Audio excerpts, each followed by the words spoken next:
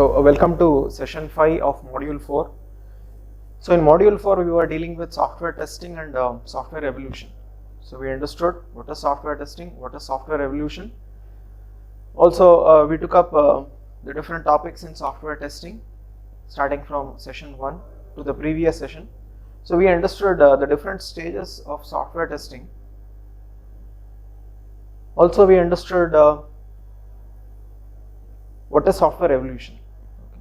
Now coming to the stages of software testing. So we understood software testing need not be done only after the product is complete. Okay. So software testing could be done, it can be done during design and development, okay, which we call as development testing. So software testing could be done after the product is complete, so which is called as release testing. Okay. Software testing could be done after the product is given to the customer. Okay, so once we are done with release testing, so the product is complete. So the product will be released to the client, or in other terms, the product will be deployed on the client side, and the client will start using the product. Okay, so at that stage, we will experience user testing, and that is the topic of discussion for today's session. So in session 5, so we will be discussing what is user testing, the different types of user testing like alpha, beta and acceptance testing. Also we will try to understand what are the different stages in acceptance testing. Okay. So once we are done with that, so we will be concluding the software testing part. So as I had already explained in my very first session of module 4, so module 4 is all about testing and evolution. So we can consider it to be of two parts, software testing and software evolution. So testing is one part, evolution is the second part. Okay. So once we complete with user testing, so we will start with software evolution, and we will try to understand the different aspects of software evolution. So now to start with, so we will try to understand what is user testing and different types of user testing. Okay.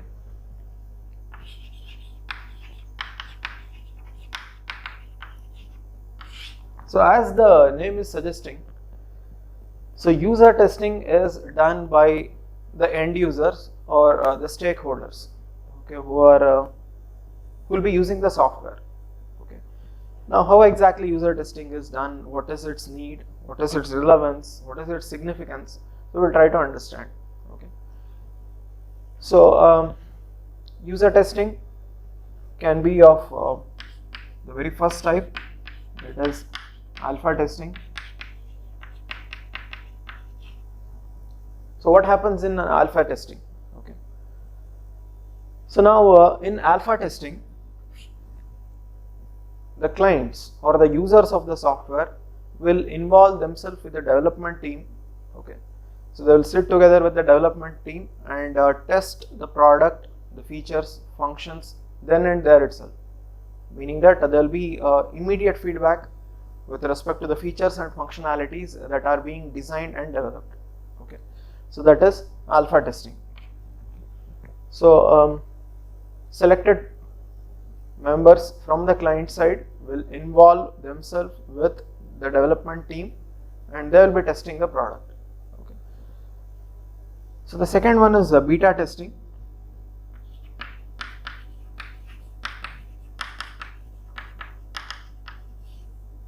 In beta testing, once again users will be involved in testing the product, but it is not during development.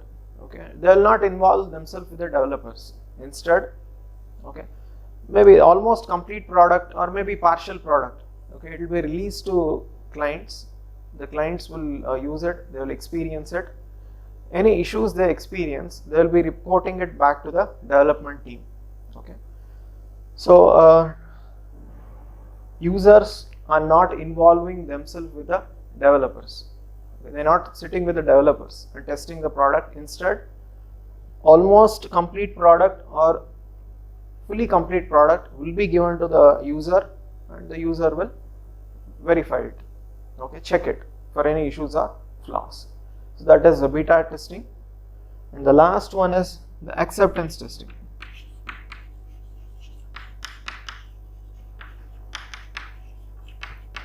Now what is acceptance testing? So once again, their name is giving some indications for the product to be acceptable to the customer. Okay, so few basic requirements should be there. Those requirements should perform in a convincing way, then only the product will be acceptable to the client. So now what are those features and functions will be decided during requirement engineering, which is the starting stage in the software process. So we had seen that in module 1. Okay, so in requirement engineering, clients will be giving the requirement. For a product to be acceptable, what are the desirable features that should be present in the product, in the software? So will be decided at that point of time itself, so as a contract. Okay, so now those features and functions will be verified by the users, not by the developers or the testers, but the users or the clients of the software. Okay, for whom the software has been designed and developed, for whom the software will be given, okay, for usage. So that is acceptance testing, and there are 6 stages into acceptance testing as indicated here. 6 stages are there. So what are the stages? So we will elaborate it when we take up acceptance testing. Okay, so now to start with, so we will start with alpha testing, and we will try to understand few aspects of alpha testing. Okay, as already informed, in alpha testing, okay, so users or customers, so they will sit together with the developer and they will test the product. Okay, so users, they work with developers, they involve themselves with the developers, okay, and test the product. Okay, now what is the use of it? What is the benefit of this? Is there any advantage? Yes, definitely. The benefit is instant, immediate feedback is being given. Okay, whatever issues, whatever flaws are there in the system, okay, or whatever behavior which is not acceptable is being demonstrated by the software.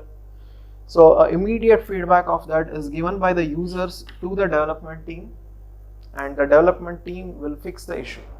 Okay, will resolve the issue. Now what is the benefit of it? See, instead of completing the software, okay, instead of integrating all the components of the software, completing the software, giving the software to the client, and after the client starts using the software, realizing that there is an issue with the software, okay, so it will be very costly to fix the issues at that point of time, and also it will not be convincing to the client. Okay, so instead, let us involve the client during development itself. Let the client come and sit with the developer. Okay, let them test the features and functions of the software. Let them determine whether it is working, whether it's behaving as per their expectation. If any issues, let them inform there itself. Okay, and the developers will fix it. So this is all about alpha testing. Now alpha testing also carries one more advantage. One advantage already we saw, it is early feedback. Okay, so early feedback of the issues or flaws. Now alpha testing also carries one more benefit. What is it? See, users will get a hands-on experience of the system. Okay, now if you complete the software product and then give it to the user, now the user needs to be trained. So we need to give training to the user. So once done with the training, they need to experience the software. They need to get familiar with the software with respect to the usage of features and functions. It will take some time for the user to understand and evolve with the software. Okay, now we can avoid it. How? Okay, so as we can see in alpha testing, the user is using the software when it is being designed and developed. Okay, so he will have initial experience of the software, and with this knowledge he can use the software in a more comfortable way when it is delivered to the client. Okay, so early feedback, so early experience of the software. Okay, so these are the obvious benefits that carries with alpha testing. Okay, Now this is also this philosophy is implemented in agile methods, which is one of the state of the art approach in designing and developing software. It's a model. Okay, so we understood what is alpha testing and what are the benefits that carry with alpha testing. Okay, now we will enter into the second one. So we completed with the first one, so we'll go into the second one, beta testing. What is beta? Okay, so here the customers or client do not sit with the developer. Instead, the partially completed product, okay, or maybe almost the product which is almost complete will be released to the clients. To whom it will be released? So it depends. So if it is a general product, okay, general product for an open market, so the software will be released to general public. So anyone can download it, they can use it. Okay, any issues they can report it back to the company so that it can be resolved. Okay, so as we can see in this case, in beta testing, users of the software, okay, are experiencing the software, and in this experience, whatever difficulties they are facing, they will be reporting it back to the company, and company will take up the responsibility of fixing it. Okay, so this is beta testing. In the first scenario that I just now discussed, customers are general public. Okay, so it's a open market product. It is not for any specific customer. Now in the second case, if the product is for a specific client, specific organization or specific customer, okay, in that case, a small team from the client side or customer side will be invited. Okay, so they will come to the company, they will experience the software product, okay, they will test the software product, okay, and once again, as usual, they will inform any flaws or issues that they are experiencing. They will inform any unusual behavior they are experiencing with the software, which does not go as per the expectation. Okay. Now, just now we understood beta testing is done by the users. Okay. We also understood the users may be general public, that is a general software released to the general public, or it may be specific to an organization or a specific client. Okay. So it may be a specific organization. So depending on the type of product, so corresponding type of beta testing will be done. Okay. So now one more aspect of beta testing. Okay. Beta testing can even be done at the client side. Okay. So in the previous scenario, I informed selected clients or selected group of clients from a specific organization for whom the product has been designed and developed. So will come down to the company and they will test the product. That is one scenario. In a different scenario, the product may be deployed in the client environment, and the clients may experience the product in their own environment. Okay, for example, if a software company has developed a hospital management software, okay, instead of asking the clients from the hospital to come down to the company, experience the software and inform about any issues, what the software company can do is it will deploy the software in the hospital environment. So the clients will use the software on a day-to-day basis. Okay, so in their regular work schedule, and any issues they will inform. Okay. So one more benefit of this is we are testing the product in the client environment. So that is the advantage of beta testing. Okay. So we are testing the product in different client environments. See, you release the software product to a general public, or you deploy the software product in a specific organization. Okay, clients will be using it. Obviously, the environment will be different. See, the environment where the software was developed that is in a software company. Environment here means the systems, softwares, servers, network configuration that was used in the software company will be different from what is there on the client side. Okay, so we can be sure about the software executing on the client environment without any issues. Okay, so we are even testing that. Okay, so this was beta testing.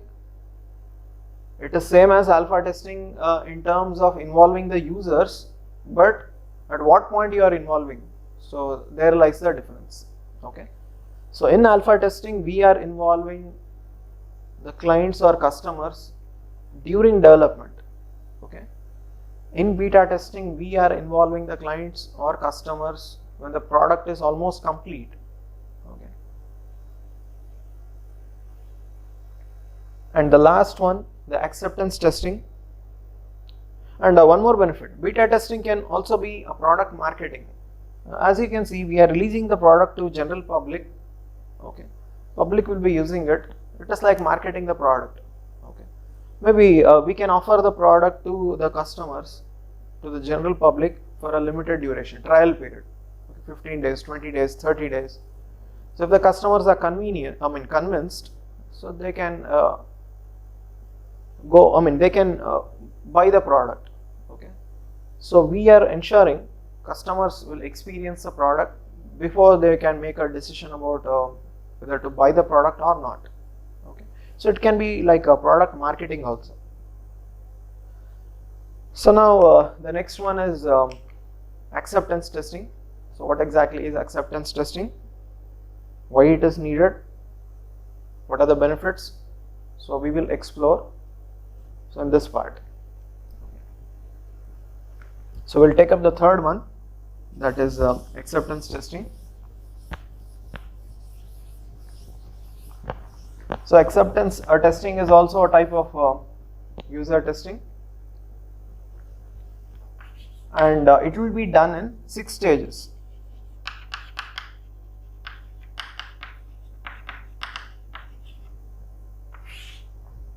Okay, so acceptance testing, a type of user testing. So one thing that is common with the other two, that is alpha and beta, is that it is done by the users. It is done by the customers. Users or customers. So they are the ones who will be testing the software product. Okay. Now, based on what criteria they will be testing the product. See, there should be some criteria based on which they will test the product. What is that criteria? So as already informed, the basic criteria is the requirement document. Okay. So if you trace back to the previous sessions, we understood the starting point of a software process. Okay. So the starting point is collecting the requirement from the client. We will collect the requirement from the client, which we even call as requirement discovery. Once all the requirements are collected, we document it in the SRS. Okay. We categorize it into functional and non-functional requirements. All these things were explored in module 1. Okay. Now, why this topic was taken into discussion? Okay. So all the requirements are there here. All the client requirements are there. Okay. For the product to be acceptable by the client. Okay. For the product to be acceptable by the client, which are the requirements? Which are the functions that should be there in the software product? Okay. So it will be defined in the contract. A contract will be established between the client and the software company, and in the contract terms will be defined, which consists of what features and functions should be there as part of the software for the product to be acceptable by the client. Okay. See, the thing is, the software company is designing and developing the product. Once it is done with this, it will give the product to the client, and client should just take the product. So this is not an acceptable scenario.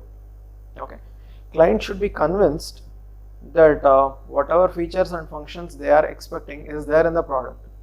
Okay, how they can be convinced about it?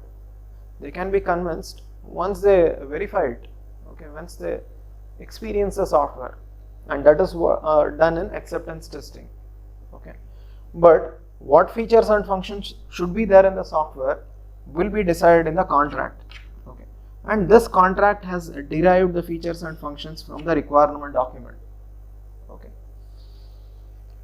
now in acceptance testing, as I already mentioned, acceptance criteria will be identified. Acceptance criteria, meaning that the metrics or parameters that should be there in the software product for it to be acceptable.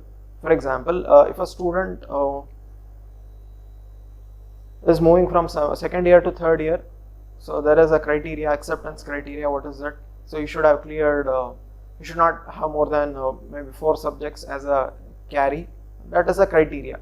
Only if that criteria is satisfied, maybe student can move from one year to another academic year in the BTU system. In similar lines, there is a criteria for the product to be accepted. Okay, what is that criteria? The criteria is defined in the contract that is signed between the client and the software company.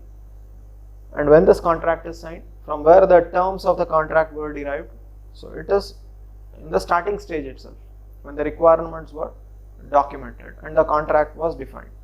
Okay, now the product is complete. Okay, the product should be released to the client, the product should be deployed on the client side. Okay, before which the client will test the product for what? For acceptance. Okay, so now the client will go through the contract. For example, requirement number 45.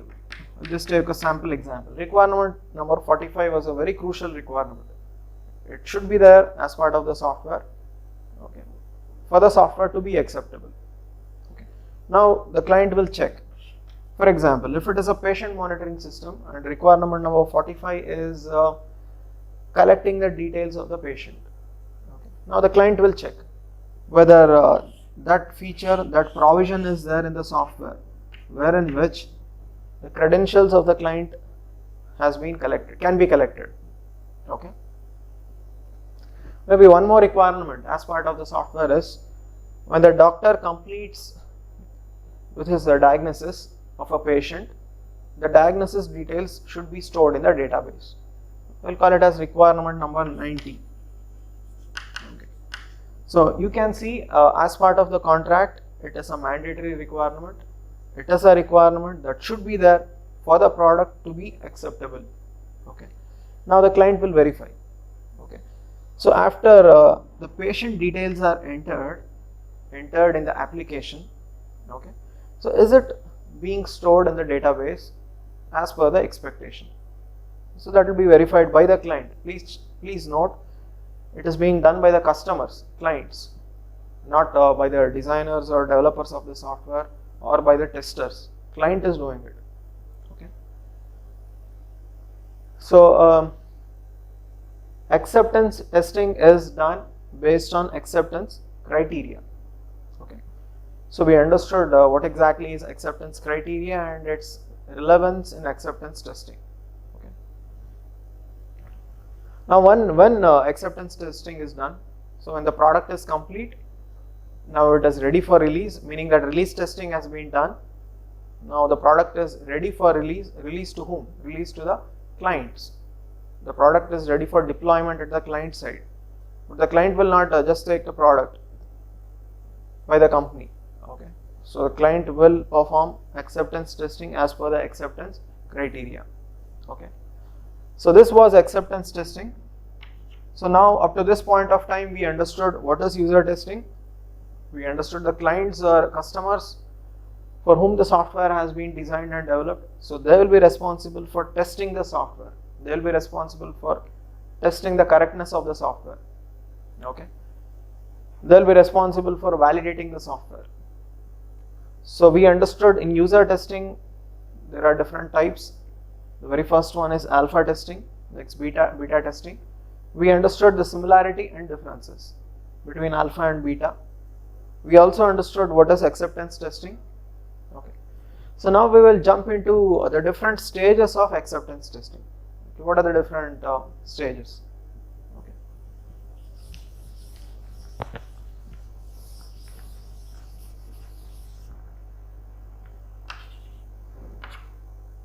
So the stages of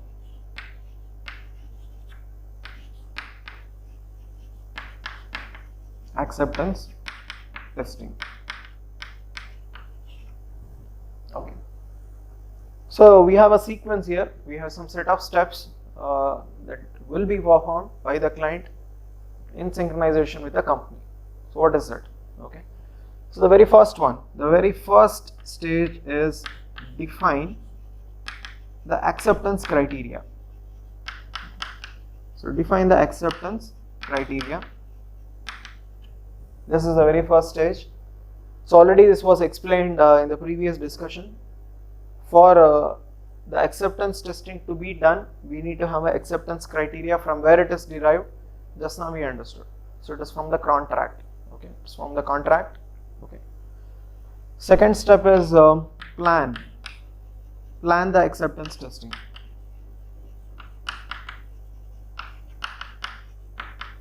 So now what exactly is planning? Okay, see, we understood what are the requirements that should be there.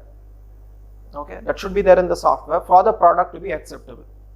Okay, and now for example, out of maybe some 300 requirements that were given, so we have come to a common understanding that, so these are the 75 requirements that should be there in the product for the product to be acceptable. I'm just taking an example to make things clear. Okay, now the acceptance criteria is the presence of those 75 requirements. Okay, this is the acceptance criteria. Once again, I'm repeating. This is just an example. 400 requirements were given by the software company as part of the software product. Of these 400 requirements, some 75 requirements are very crucial, are very significant. It should be there in the product, and it should behave as per the expectations of the client. It should be convincing to the client. Okay, this is the acceptance criteria. Okay, now out of these 75 requirements, okay, what is the order in which we will test the software product? How shall we go with the testing? A planning of that will be done in this stage, that is planning of the acceptance testing. So which requirement I need to test initially, which one shall I test at a later point of time? So a planning of this will be done by the clients in the second stage, that is plan for acceptance testing. Okay. Third one. The third one is derive the acceptance test.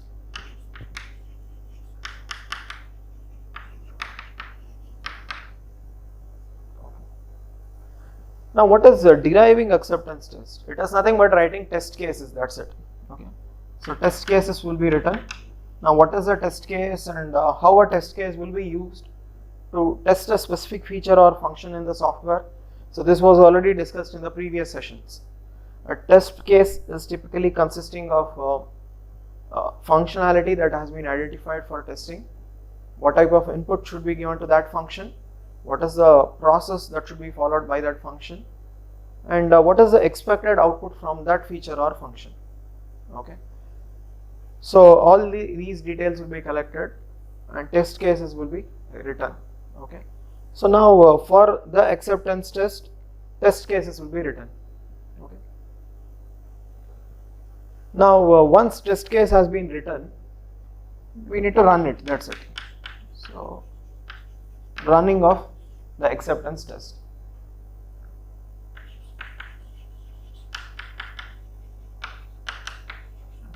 So we'll be executing the acceptance test. We may use automated tools for doing the same, because writing the test cases and manually testing the software may be tedious, time consuming, okay, resource intensive, labor intensive. Instead, stage 3 and stage 4, we can automate it using tools, software tools. Okay, so even we had seen this in one of our previous discussions. Okay. Fifth one. The fifth one, or the fifth stage, is negotiate the test results.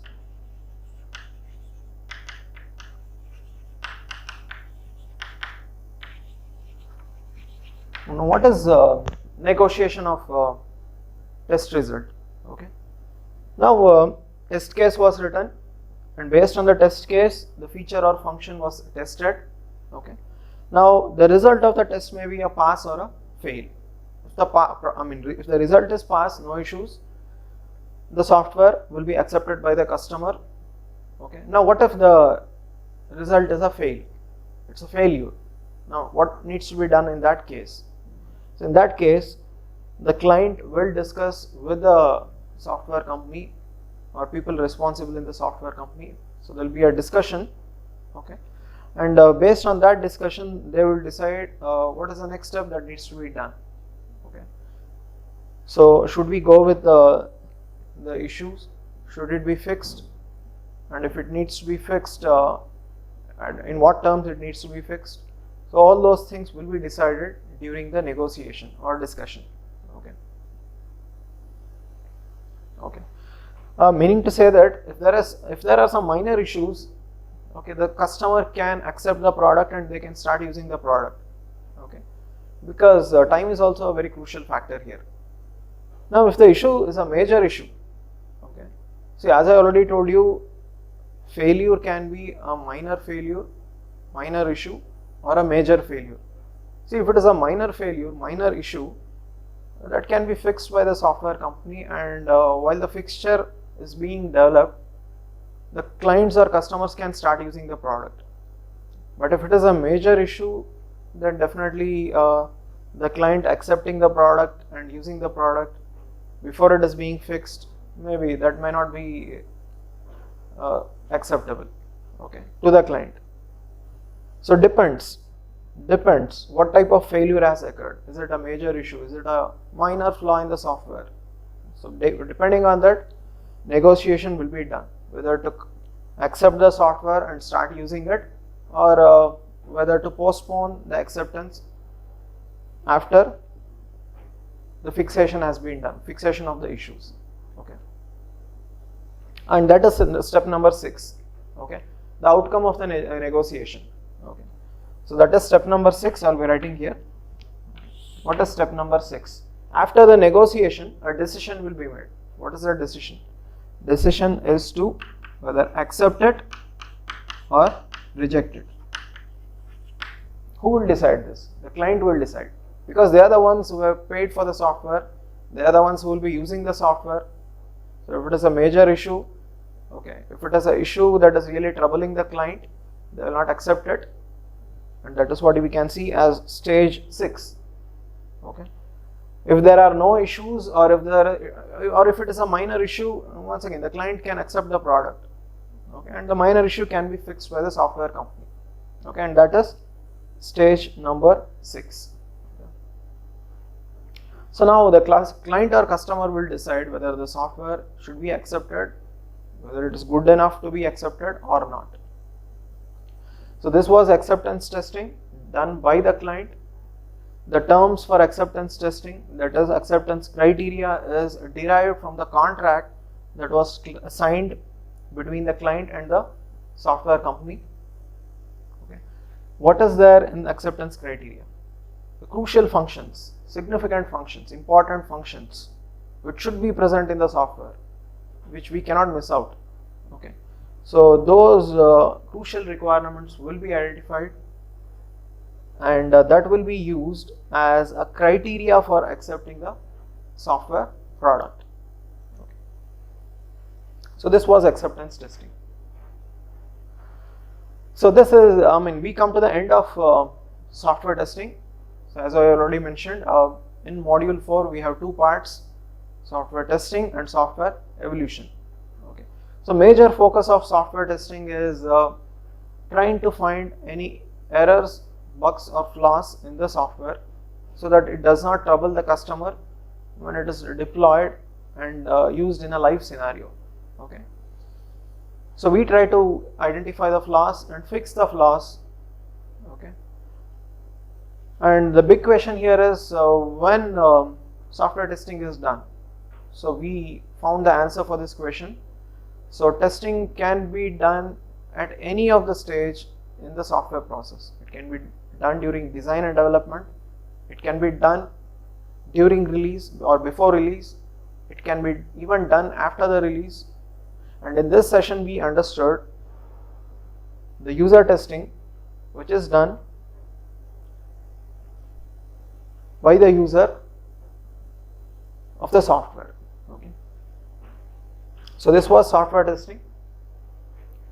The next part in module 4 is software evolution. So we will try to understand what is evolution, different aspects of software evolution, and the role it plays in improving the product or phasing out the software product. Okay. So we completed alpha testing, beta, acceptance testing, and also the 6 stages of acceptance testing. So now we shall start with software evolution.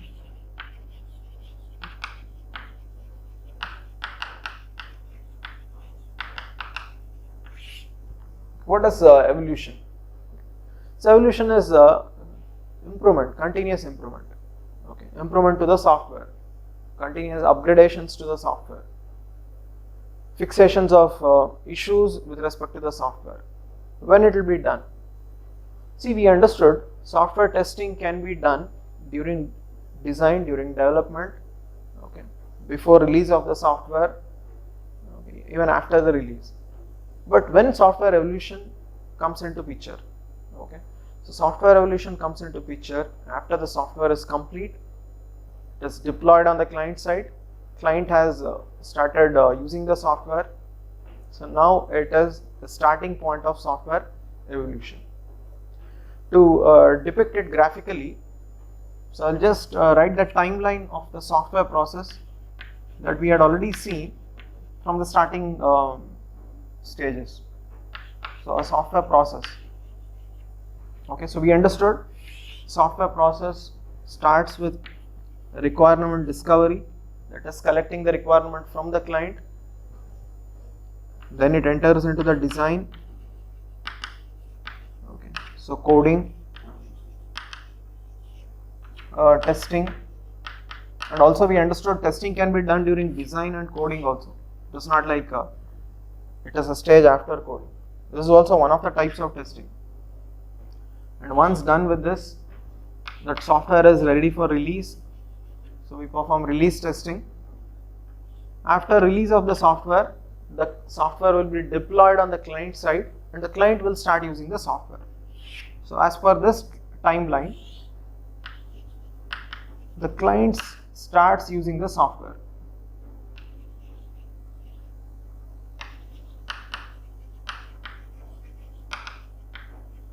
Okay.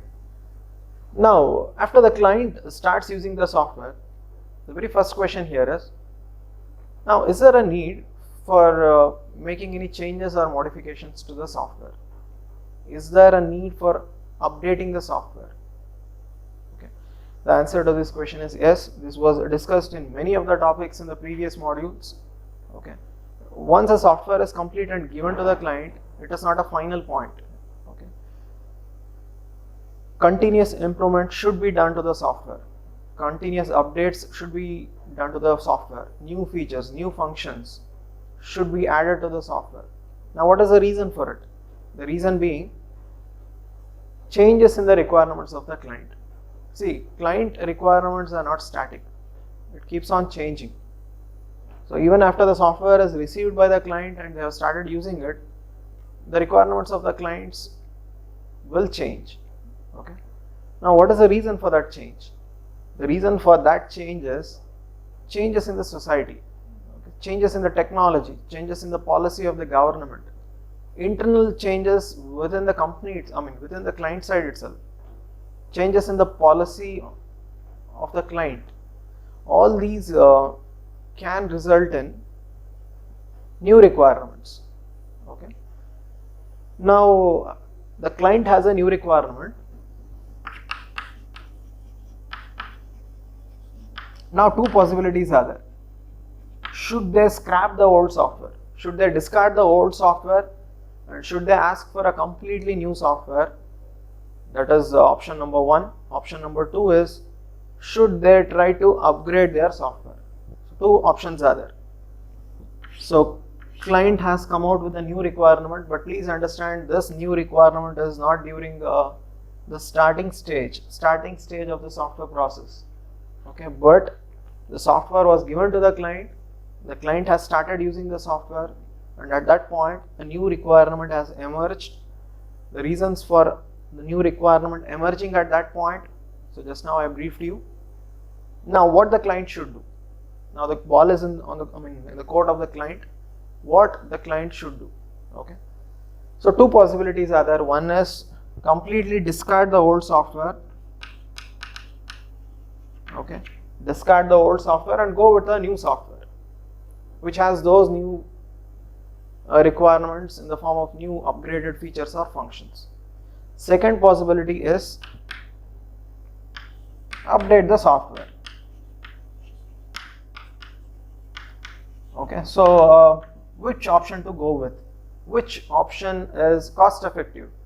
Okay, which option is which option will not consume much of the time? Okay, see, the point is, if the client decides to discard the existing software and go with the new software, what will be the consequence? The very first thing is, they need to give the new requirements to a software company. It may be the same company or a different company, but new requirement will be given. Okay, and based on the new requirement, they need to come out with a completely new design. So coding, testing, it will take some time. So the client should wait until the software, a completely new software with all the new requirements are delivered. Okay, so there will be a waiting period, a window period during which the client should wait. That is the first thing. Second thing is cost. Okay, so as I mentioned, it's a completely new software, so they need to bear the cost of the software. Okay, so that is with respect to discarding the existing software and planning for a new software. What if the client chooses or goes with the second option, upgrading the software? Okay, this appears to be good. The reason is, only these new requirements, okay, will become a functionality. Okay, so these new requirements will become small functionalities, and it will be added to the existing software, okay, without any major changes to the existing design. Okay, this will save time. The reason being, the client can use the existing software. They can continue using the existing software until the new update is available. Okay, also since it is not rebuilding the complete software from the scratch and only adding a new feature or new function, the cost will be less. Okay, so now we explored the two options with the consequences. Okay, which one to go with, which one is better? So obviously the better option here is updating the existing software, and that will be done by the clients. Okay, so because of emergence of new requirement, the clients will not discard the existing software. Okay, so they will plan for an update. And now who will do this update? Who will provide the update to the client?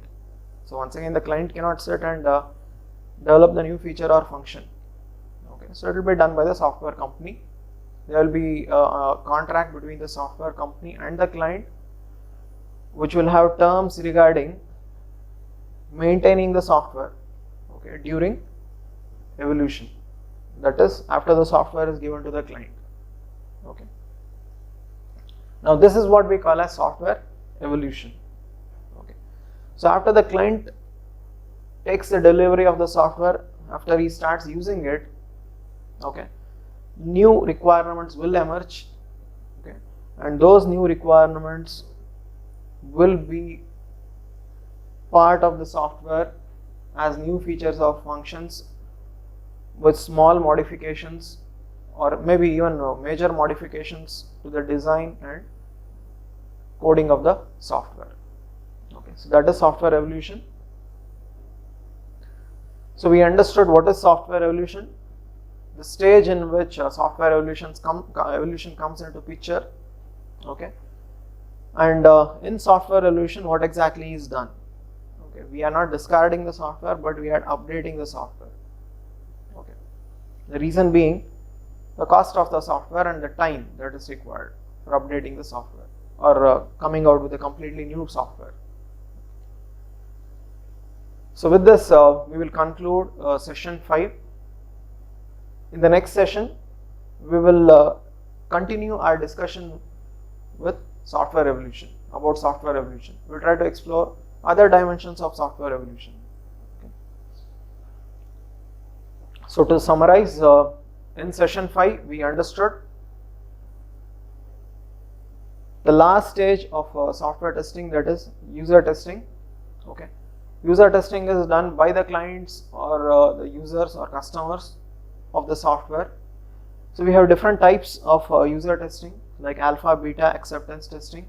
So we understood the various aspects of alpha testing, beta testing and acceptance testing, okay, in depth and detail. Okay. Also we understood what is software evolution when it comes into scenario. Okay.